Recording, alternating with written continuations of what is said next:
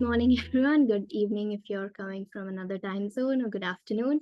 Welcome to our workshop titled Unlocking the Power of Technical Writing, WeLEAP Empowering Workshop. It's great to see you all joining here. And we're thrilled to continue building on the knowledge that we started before. For those of you who joined in the fall, you'll remember our inspiring session with Professor Kelly Scarff, where she shared her career journey and introduced to us the STEM Writing Institute. In that session, we gained insights into the world of technical communication and how it plays a role in the STEM fields. And today we are fortunate to have Professor Scarff back with us for a more hands-on experience. Professor Scarff is a collegiate assistant professor at Virginia Tech, where she teaches both the undergraduate and graduate level technical communication courses in the mechanical engineering program.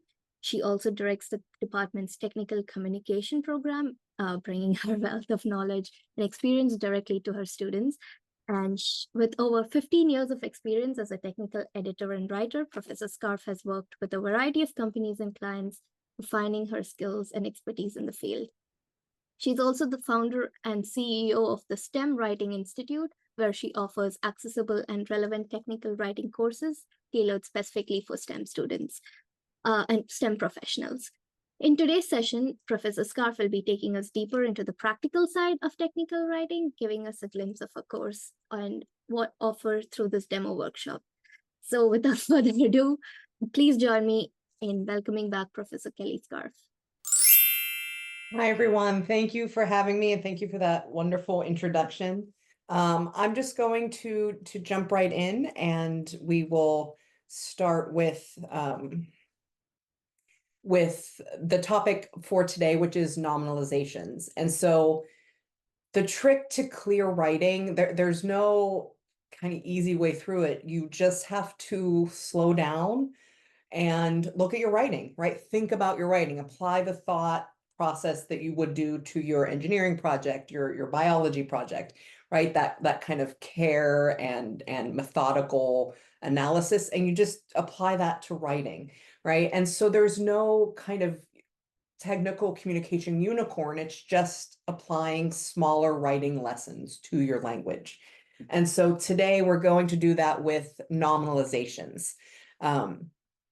And we're going to kind of go over what they are, look at some examples of how they kind of create confusion in our sentences, and then learn some tips and tricks of how to easily identify them, and then look at some sample sentences. So that's what's on the agenda today. So nominalizations, you may have already learned that at some point we've all learned about nominalizations. It's just a matter of whether we remember them or not. But nominalizations are nouns that have been derived from verbs or adjectives. So if you look at the table, there are two different sets of examples for how the verb turns into a noun or how an adjective turns into the noun. So you can see words like discover, it goes from being a noun, he discovered the new species on his trip, versus discovery, it turns into the noun, which is his discovery on the trip led to a Fulbright grant, something like that. So there are ways we can identify these words, but in order to do that for this step, at least, you need to have a handle on nouns, verbs, and adjectives and subjects, right? Like you have to understand the parts of speech in order to identify the nominalization. However, there are ways around that. So if that is not your strong suit, there are kind of tips and tricks that we can use to identify these nominalizations. So one of the ways, this is the first tip, I go over more later on, but the first tip is to look for the suffix or the ending of the words. A lot of times, nominalized words will end with a certain suffix, right? MENT is very common. Shun and TION or SION, that's very common. That's a common suffix for nominalized words. Anything with like ANCY or NCY, that tends to be a nominalized word as well. So there are a lot of suffixes that the more you do this, the more you look for your normalizations and the more you kind of challenge yourself to remove them from your sentences, the easier it's going to be to find them. And so now I have a habit when I am doing my writing, and this usually doesn't come with the draft. It usually comes upon revision. It's what I always tell my students and clients. Writing doesn't improve much in draft form. It's in the revision process that you apply all of these lessons to your writing. So that's why revision is so important, and leaving time for revision is so important, because that's where you do the best improvement of your writing. So one of the ways is to look at the suffixes to find these nominalized words. So we can also think of nominalizations as doing two things. First, nominalized words hide your subjects. They force them away from the beginning of the sentence, and they introduce vague language or imprecise language that makes it hard for your reader to know what the subject of your sentence is.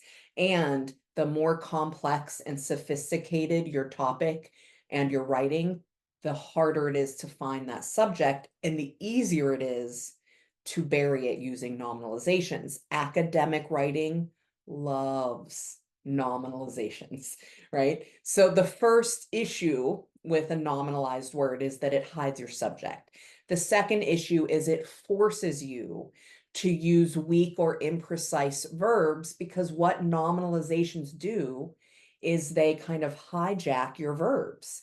They take the verbs you should be using and they steal them to use them as nouns, right? So that the nominalizations do both of these things.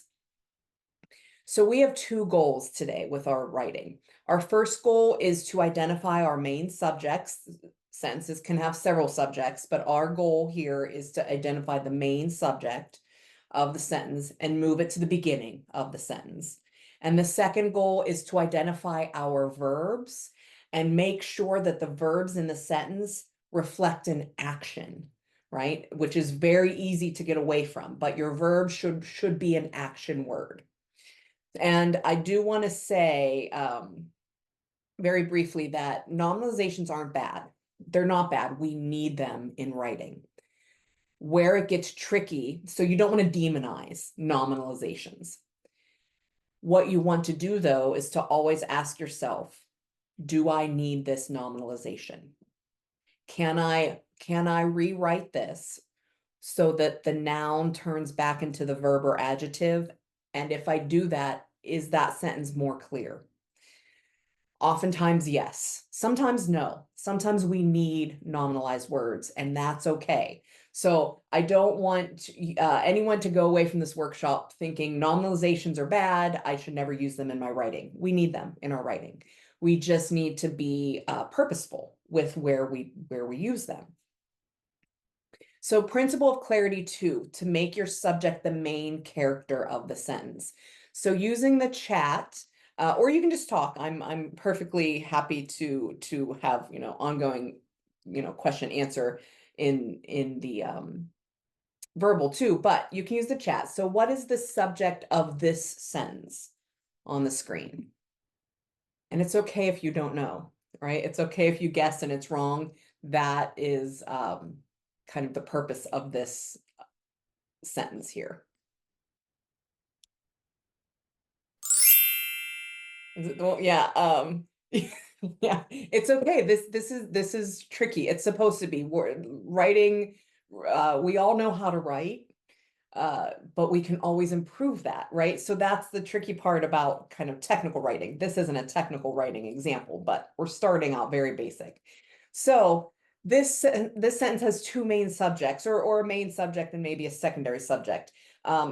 It's a walk, and then it's the jump. So Little Red Riding Hood is the intended subject of this sentence. So those of you saying, oh, the Little Red Riding Hood or the wolf, yes, you're right. And I suspect that what compelled you to say that is because we learn in kind of English the English language, we learn that the subjects tend to be people or places or things, right? Like people usually are the subjects. So your instinct is right. However, if you said walk, that is what the walk or jump, that those are the subjects of the sentence. Those are the actual subjects. It is confusing. So Little Red Riding Hood is our main subject. So what we need to do now is to move it to the beginning of the sentence. The walk and the jump in this sentence are nouns. They are acting as nouns. They are nominalizations. And the wolf doesn't even appear in this sentence, only his jump. So we need to get the wolf in there because he is a character in this sentence. But we first need to get the Little Red Riding Hood at the beginning of the sentence. So a revision might look like this. There are several ways to revise this sentence toward clarity. One of them, all of my kind of revision examples, is just one of several ways to revise toward clarity. So in this revision, we take Little Red Riding Hood, we put that subject at the beginning of the sentence, and then was walking, or we could say walked because was is an empty verb there. So we could say Little Red Riding Hood was walking or walked through the woods when the wolf jumped out from behind the tree. So was walking is more appropriate here because it shows the actual kind of movement of the walk. But notice that we put the wolf in the sentence and we brought those nominalized words into the verb form. So walking and jumped, right? So once you identify the subject, your job gets a lot easier in the revision. So that's the first principle of clarity. Identify your main subject and make that the character of the sentence. So at the beginning, we can after we kind of establish this role and you master it, you can then start to create more complex sentences where you have introductory phrases and the subject is a bit delayed. But for the very, very beginning, you need to understand what your subject is and get it at the beginning of the sentence. Principle of clarity number 2, make sure your verbs are attributed to an action word. So this is a very convoluted first sentence. It was in published form at one point, but I want to do a few things. Oh yes, Durgesh, that I'm reading the chat right now, and yes, it is.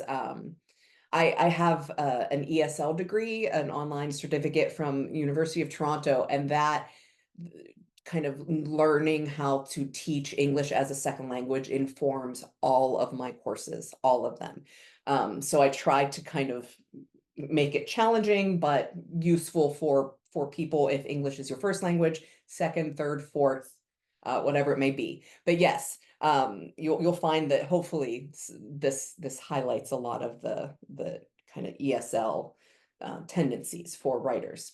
But so for this sentence, it's very, very long, very convoluted, but we need to do several things. We need to find the main subject, we need to find the verbs, and we need to find the nominalizations. Can you just find maybe one of those things? You can look for all three, of course, but let's start small. Can you find kind of the subject or a verb or a nominalization and use the chat to kind of write what you find? Okay, so we have a answer on the subject, the argument in regard to the destabilization of government. That is a mouthful, right?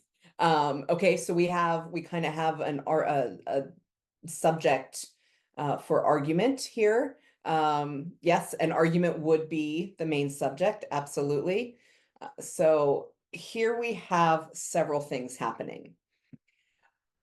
Right now, the verb in this sentence, we have one verb that I found, at least. If you find another one, please let me know. One of the things about teaching writing is that even those teachers sometimes miss things in the lecture. So if you find another verb, let me know. But right now, our main subject is very confusing. It is argument, right? The Federalist argument would be the main subject, but it's also a nominalization. So we have 5 nominalizations in this sentence: argument, destabilization, government, belief, and tendency. And here is a really good example of some nominalizations being needed. Government, we cannot change.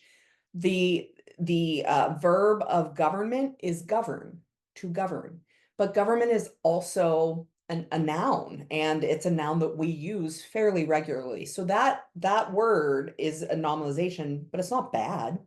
In fact, there's no bad nominalizations because writing isn't inherently good or bad, right? It's just levels of effectiveness. And I always tell my students and clients that don't think of writing as good or bad. Don't think of yourself as a good writer or a bad writer. Think in terms of levels of effectiveness. And if you do that, if you approach writing as, is this sentence effective? Can I make it more effective? You give yourself the ability to grow and improve as a writer.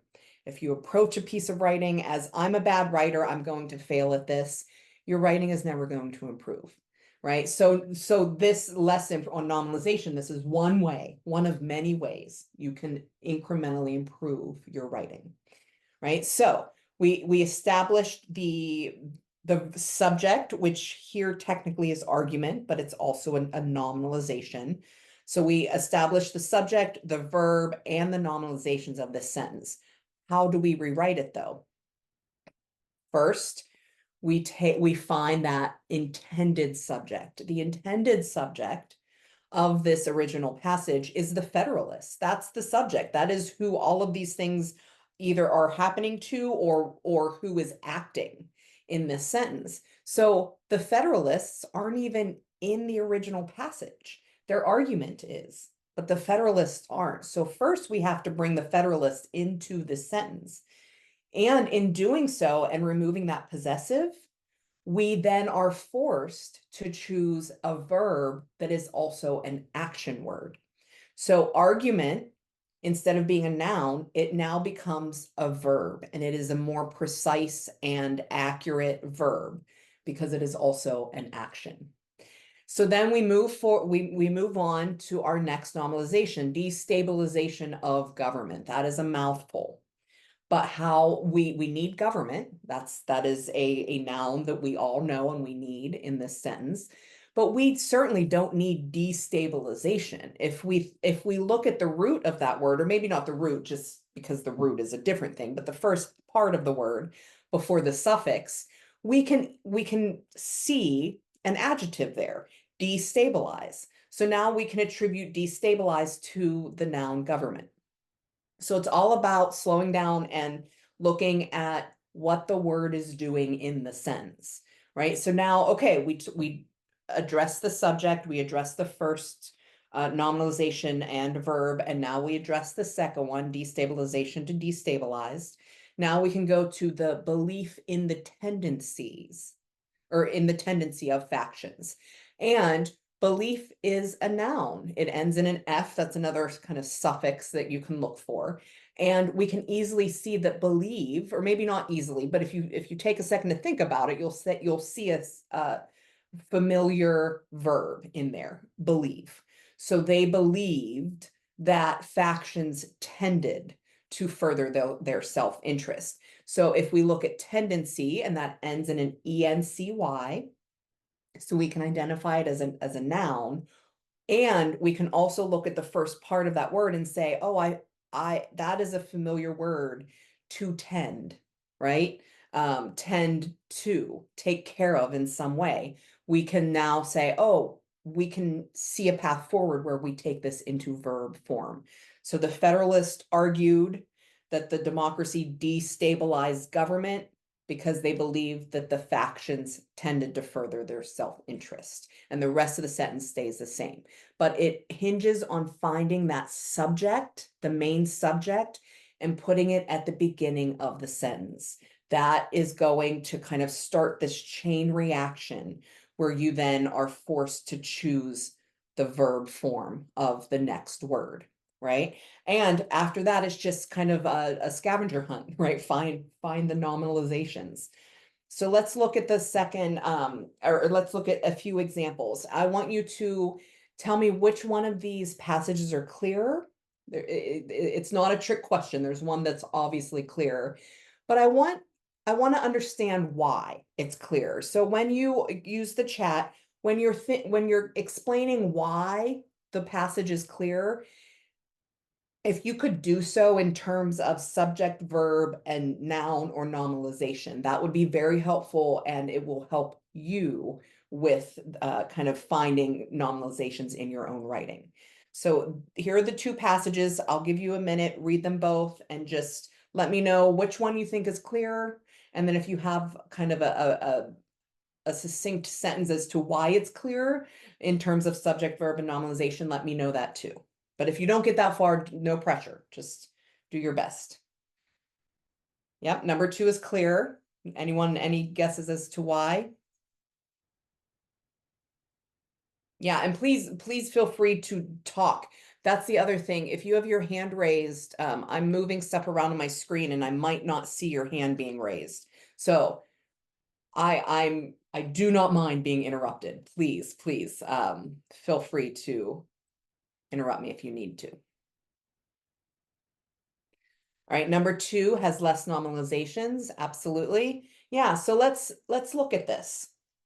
So if you said number 2, you're right, and it's, it's not supposed to be a trick. That's very obviously the clear answer. But now we need to understand why, right? So first of all, we have to establish and agree that the subject is the children, right? It's not the prohibition on children, it's children. So we first move the subject to the beginning of the sentence. And when we do that, if you think through the rest of the sentence, you find that prohibition, or even the noun or the verb form prohibit, it's not necessarily needed. In fact, if we forced that noun into the verb form, and if we forced that verb into this passage, it would then create more confusion. So sometimes it's not about converting the noun to the verb or adjective. You will find sometimes that that word's not even needed. And that's up to you as a writer to determine that, to establish, do I need this word? So first we pull children, we identify it as the subject, and we put it at the beginning of the sentence. Then we move on to our verbs, and we see that we add a few verbs in here because the first passage doesn't give us much by way of action, right? The only verb in that first sentence, or that first passage that I found that relates to an action is infringes. So we look at the second passage, we don't even pull in infringes because I'm just kind of adding complications onto what we know so far about nominalizations. Just because there's a nominalized word in your sentence doesn't mean that the verb or adjective form is the precise verb or adjective that you need. Sometimes when you switch it to the verb form or the adjective form, you'll find that it's not quite accurate or as precise in technical communication. All STEM writing, right? Science, engineering, technology, or math, all STEM writing relies on precise language. And so as a writer, there are executive decisions you will have to make. And in this revision, I decided that infringes isn't necessarily a verb that we need to convey this message. But we did pull in deserve and make as 2 verbs, and then development turns into develop, right? So we can turn that into a verb because we identified it as a noun. So the other introduction that we make here is we introduce a different pronoun. Now in passage 1, you see of his or her personality, ending that quote.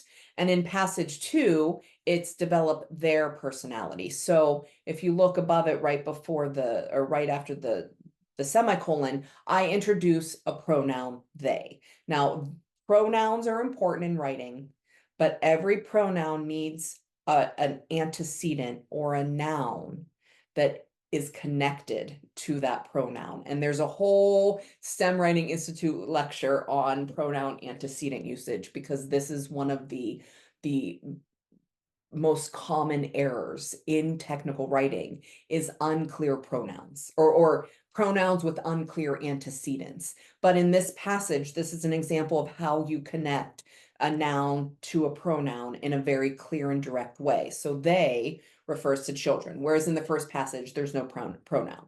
But in the revision, we introduce it. And it all started with identifying our intended subject and then making executive decisions about the verbs that we're using to describe what that subject is doing or what our message is.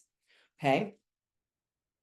So a quick knowledge check. Yes, you could. I'm looking at the, also, I can't, let me see if I can go back. Yeah, you could turn that into 2 sentences. Absolutely. In fact, a semicolon is an option. That is where you would change that into 2 sentences. But what a semicolon does, it plays the same role as a period. But where you see a semicolon, that tells the reader that whatever is before the semicolon and whatever is after the semicolon are directly related to one another. So they have an intricate relationship.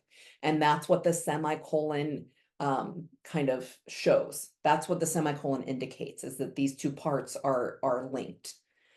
Whereas a period, they could be linked, but it's not necessarily true that the meaning hinges on each sentence, if that helps. But yes, you could totally turn that into 2 sentences.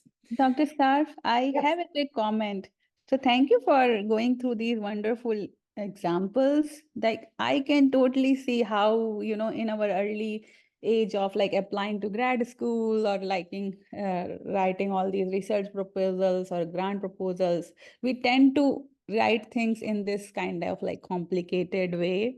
Mhm. Maybe to just give it more weight that, okay, this is the importance or the impact of the work by us unknowingly. And I saw a pattern as well that I think most of these complicated sentences are written in passive voice rather than active voice. Yes. So that's also, I saw, like if you just try to find the subject, put it in the front, and that makes the sentences so much clearer.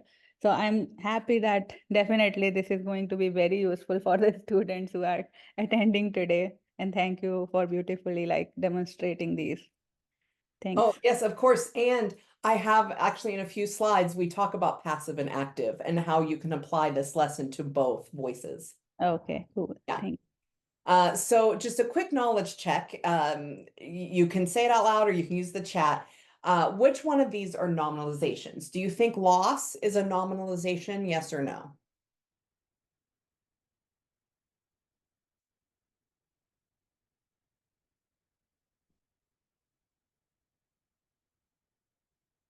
No.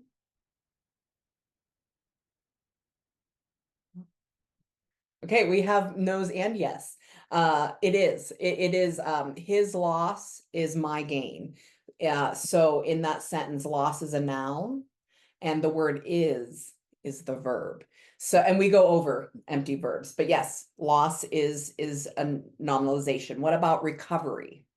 Loss is tricky because we can't really look at the suffix, but what about recovery? Yes. Yep. Recovery is a nominalization. We'll go over the verb or adjective form in a minute. What about window? No, window is not. What about denial?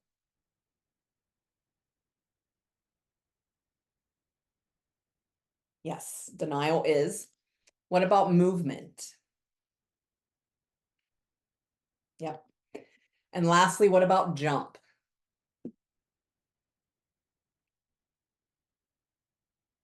Yeah, jump is tricky, and we'll talk about why.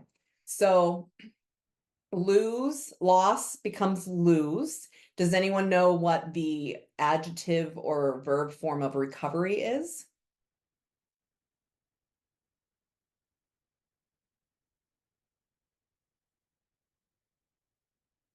What word do you see in recovery that is a verb or an adjective? Recover. Yeah, absolutely. Window stays window. Denial becomes deny. Movement becomes move. And then jump becomes jump because there are some words, and there's few, there's not many, But there are some words that can be both a noun and a verb in the same spelling. So you just need to, this is where you have to rely on kind of sentence diagramming and understanding like the parts of speech. So here we see the example, the results jump of 58% surprised the engineers. That's a clunky sentence. I don't know that any of us would tend to kind of write that way, but it's just kind of an example of how you can use jump as a noun versus the results jumped 58%, surprising the engineers. That is the verb form of that.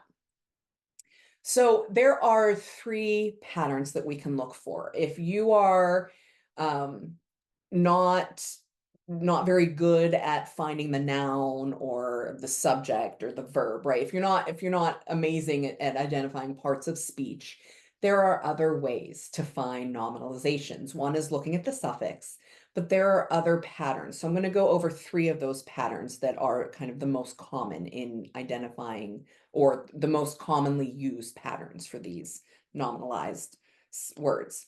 So the first one is that the nominalization is the subject of an empty verb or an auxiliary verb. These are going to be our to be verbs. To be, has, was, has been, is, right? These are verbs and they're needed in English. In the English language, we absolutely need these words and we use them, and they're not good or bad. They are needed for sentence structure sometimes. But notice that none of them match an action. So we could say, Jessica was, well, was what? We need something else versus Jessica jumped. Now we have an action. So these words are fine. They are absolutely necessary in the English language. Your challenge as a writer is to say, okay, I found an empty verb. Is it needed? Do I need this? Are there any nominalizations around here that are forcing me to use a weaker verb because the verb is hidden in the noun, right? So let's look at a very basic example of this. The intention of the committee is to audit the records. Well, first of all, we can see that is the verb in this sentence. It's not conveying an action, but it is kind of playing the role of a verb. But now we say, okay, we found an empty verb. There's probably a nominalization in here. Where is it? And so now we start to look at the role of the other words, and we find that intention ends in tion, but if we're also looking at the parts of speech, it is acting as a noun here. And so we can rewrite this well, first we have to find our subject, which Nishanth, I'm sorry if I mispronounce anyone's name. You did get it right. The committee is our intended subject. And when we find that subject and put it at the beginning, then we look at the nominalization, and our verb is probably, not always, but probably hidden in that nominalized form of the word. So the committee intends to audit the records. It's a little shorter of a sentence, but clarity isn't always shorter. But in this case it is, and we also removed one of the biggest issues with the writing, which is the nominalized word intention. So the next principle of clarity, a nominalization follows there is or there are. Now we see another empty verb here, but it's paired with a pronoun. So we see there is no need for our further study of this problem. So we see is, so that's the principle of clarity number 1, but then we pair it with the word there. Now immediately, a savvy reader will say, what does there refer to here? Because remember, if you have a pronoun and there is a pronoun, you need a clear antecedent. And so if you are starting a sentence with a pronoun, a savvy reader is going to that's going to be a red flag. Sometimes it's unavoidable, but if you are starting a sentence with a pronoun, you need to be very clear and careful that you have a noun or a noun phrase that that pronoun is referring to, and it's clear to the reader. So this also, the word there is, also alerts us to some nominalized language.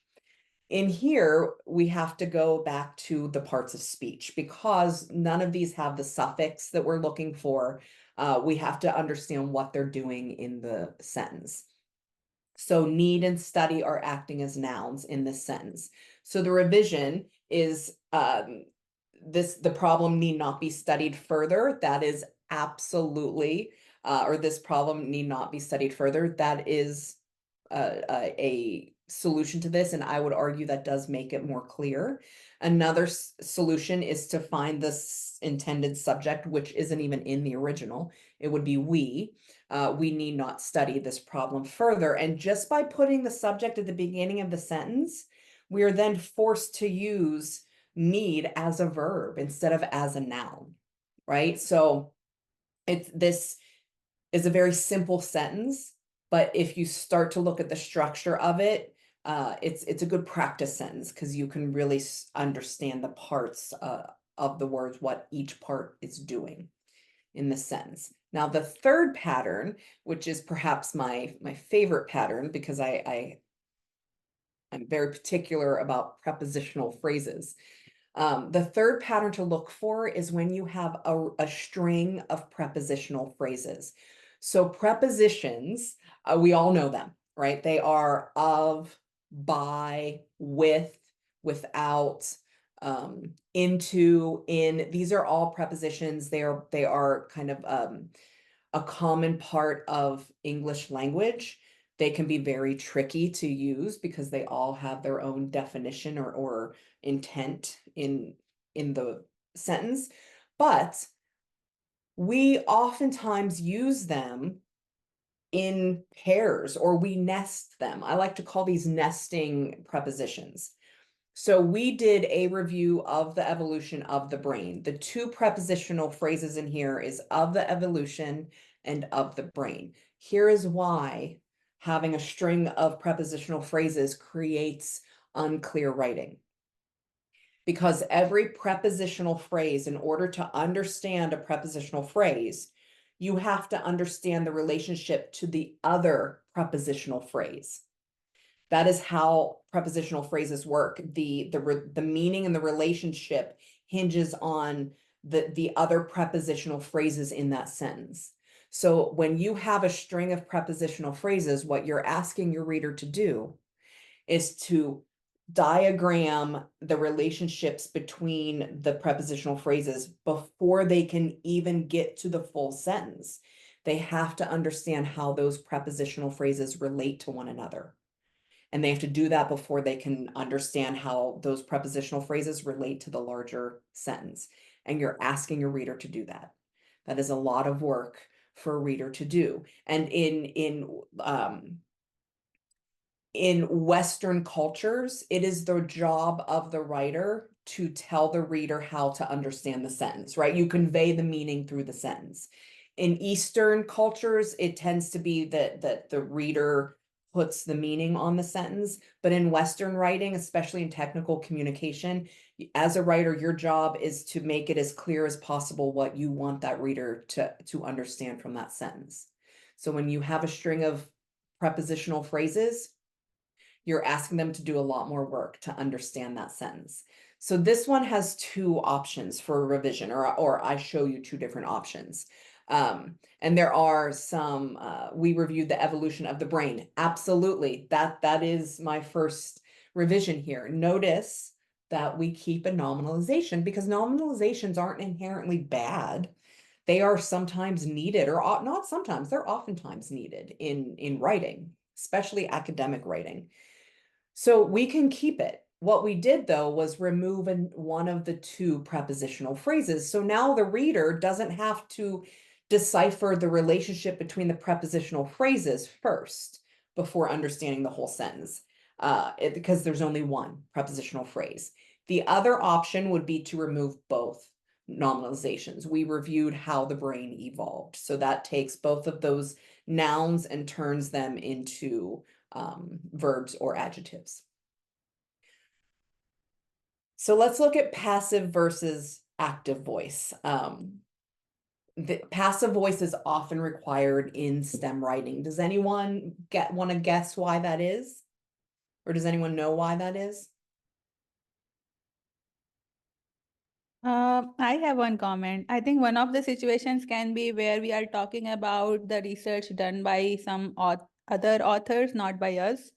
So I think that's one of the most common scenarios when we are mentioning other people's work. Yes, yeah, absolutely. And in the chat citing, I think that goes hand in hand. So that is absolutely one of the reasons. Another reason is because you want to emphasize the topic more than the author, right? So passive voice tends to highlight the object more in the writing, which is important in STEM writing, right? In biology, in engineering, in neuroscience, in aerospace, right? The topic that you're talking about is arguably more important than the person writing about the topic. Active voice is always going to result in clearer and more concise writing. And kind of the answer to the why do you think that is, I already kind of danced around it. It's because the subject is very clear and it's the forefront of the sentence. However, as STEM writers, you have to sometimes use passive voice, sometimes you can use active voice. There are different schools of thought on passive versus active in STEM writing. Both are fine. Both can be revised toward clarity in terms of nominalized language. Your job is to just, slow down and analyze the writing and choose the most clear revision for it, right? So both passive and active are fine. In fact, I have a few examples here. So this sample sentence can be revised for both passive and active voice, and all of the revisions will produce a more clear and effective sentence. So evaluation of the data revealed an expectation of lag time between the first and second rounds of tests. If we want to look at the subject, verb, and nominalizations in this, we would see that data is the subject of the sentence. The verb is revealed, and then we have two nominalizations here. So the first passive revision would look like data evaluation revealed an expected lag time. We kept a nominalization, and that's perfectly fine. But we removed the second one. We took expectation into expected as an adjective. So it immediately cleared up the sentence. At some level, this sentence is more effective than the original passage. The other way we can revise this, still maintaining passive voice, is to remove both nominalizations. When evaluated, the data revealed an expected lag time. So here we took evaluation and turned it into evaluated, and we delayed the subject a little bit, right? This gets into the more, kind of complex sentence variations, but we delayed the subject a little bit because we put an introductory phrase there. And then the last revision I offer here is an active voice. The team evaluated the data, which revealed an expected lag time, and we introduce a new subject here, which now puts our attention on the team as opposed to the data, right? So it's kind of a good example of how passive, what passive voice accentuates in relation to or in comparison to active voice. Okay, so we have 10 minutes left and we have a revision here.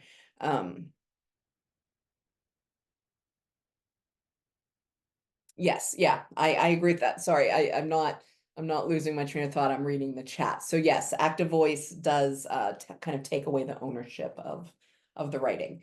So if you could, using the chat, rewrite this sentence, and I did kind of the italicized text is the intended subject, and then the boldface words are the nominalization. So I kind of gave you a head start here. So if you could rewrite this sentence to put the subject at the beginning and to remove the nominalizations and convert them back into their verb or adjective form, and go ahead and put that sentence in the chat. Okay, we have one in for the sake of time.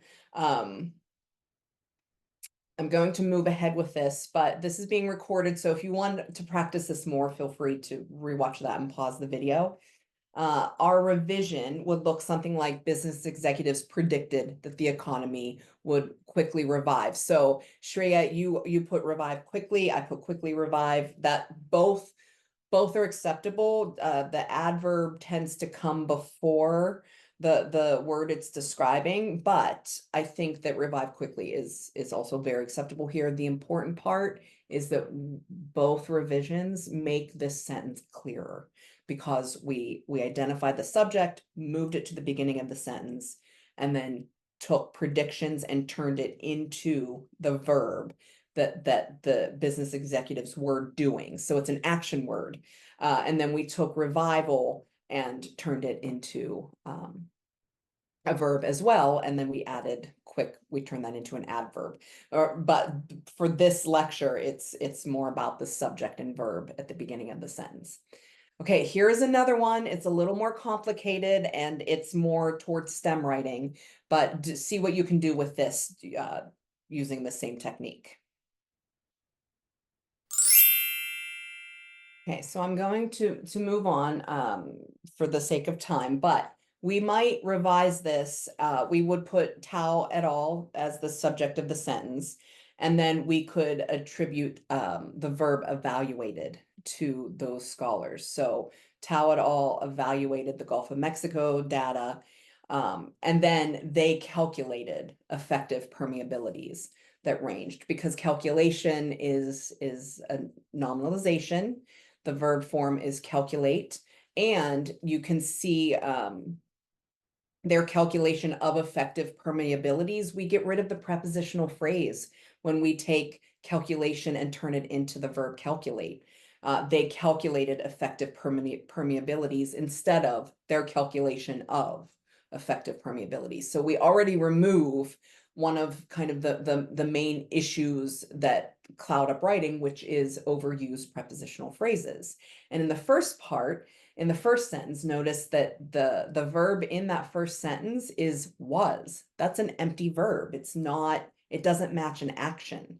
And so that should be, if you go back to the principles of clarity or the patterns, the nominalization patterns, that's one of the things to look for, the empty verbs. So we can identify the empty verb and say, oh, okay, there's probably a nominalization in here. Let's look for it. And then we can see evaluation, it ends in TION. If we look at the first part of the sentence, we can, hopefully many of us can clearly see that there is a verb there, evaluate, and then we can use that as our main verb of the sentence. Now that is it for this demo. In the real lecture, in the SWI course, we do more practice. We do individual practice after this. Sometimes we do group practice. We do more complex, there's a paragraph that we evaluate after this, and then we have a discussion about all of that. So it's a little bit of a longer, more in-depth exercise in the actual lecture, but that is the SWI demo. And if you sign up for any of these courses, that is the kind of the format and what you can expect for these other courses. There is a 90-minute virtual course in 2 weeks. It is from 12 to 1:30, and it is about writing effective introductions. This is something that my graduate students love, that this lecture. I've gotten a lot of great feedback on this lecture because it kind of demystifies introductions in STEM writing. And this is applicable for any STEM document, journal article, a scientific journal article, a technical report, a proposal application, a lit review, a white paper, any type of technical document you can think of. If you need to kind of contextualize your topic, this is going to be a great workshop for you. So if you use this, you can sign up using this QR code, and if you use WeLEAP, you get a 15% off discount for this course in 2 weeks. And then I also have a Google review. If you like what you found here, please feel free to leave me a Google review. It always, any Google review helps. And if you're interested in signing up for SWI email subscription, we do not bombard you with emails. We will send you updates on any courses that are offered. We send you kind of a a writing checklist, things to look for. So those two QR codes there are there for you as well. And then lastly, I do offer one-on-one consultations. So if you're interested in getting feedback on a piece of writing or just working through a piece of writing, feel free to email me, or you can sign up for the consultations online.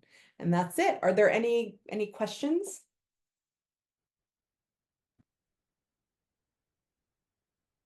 Hi, this was a great session. Thank you. I had one question.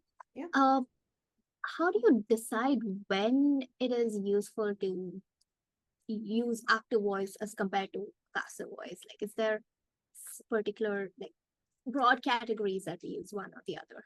Yeah, it usually comes down to where you want to put that writing. Is it a piece of writing for your company? If so, the company probably has guidelines on what voice they tend to use. If you're writing a journal article for a certain journal, what voice do they use? And that's kind of what will dictate the type of voice you use. If you have the if you have the option, it's really just a personal preference. And like I said, active voice is always going to be more kind of straightforward and clear. But if you want to emphasize the object or the topic, passive voice is fine, but it's usually dictated to you. Thank you. Of course. Any other questions?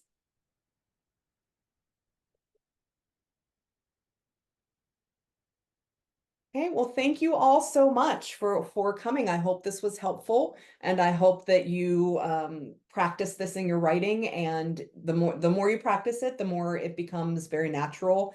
I just see normalizations just jump out to me now because I have practiced in my revision finding them. So the more you practice it, the easier it gets.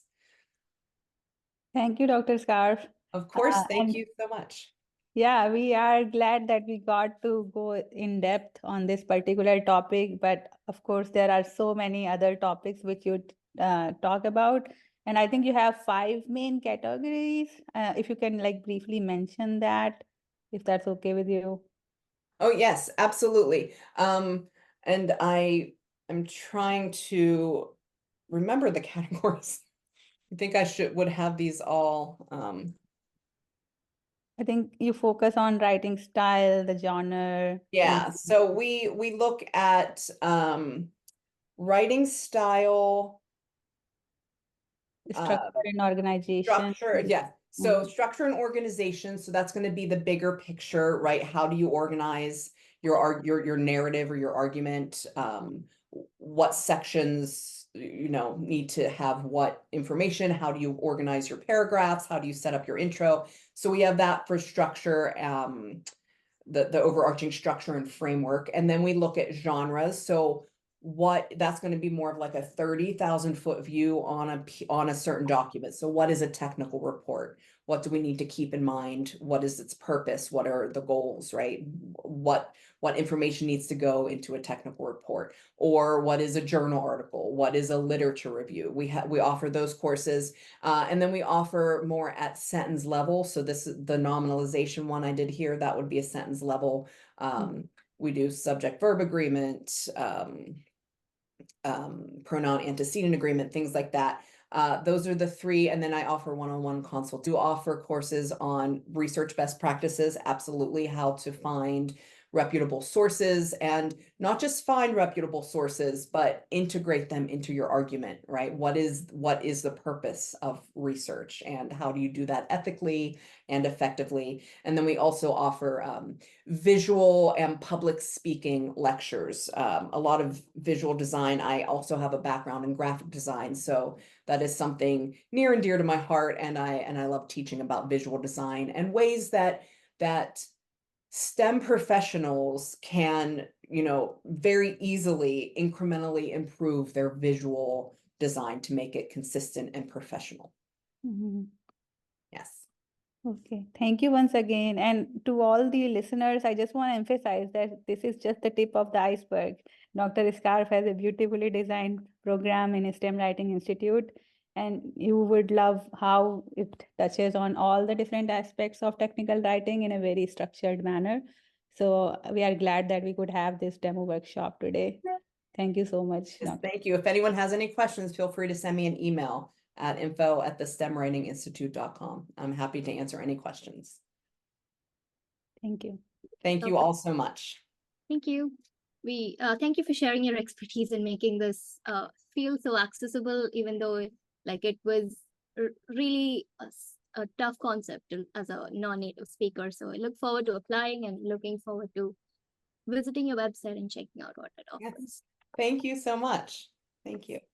All right. Thank you everyone for attending. I hope you have a great rest of your day. Bye. Bye.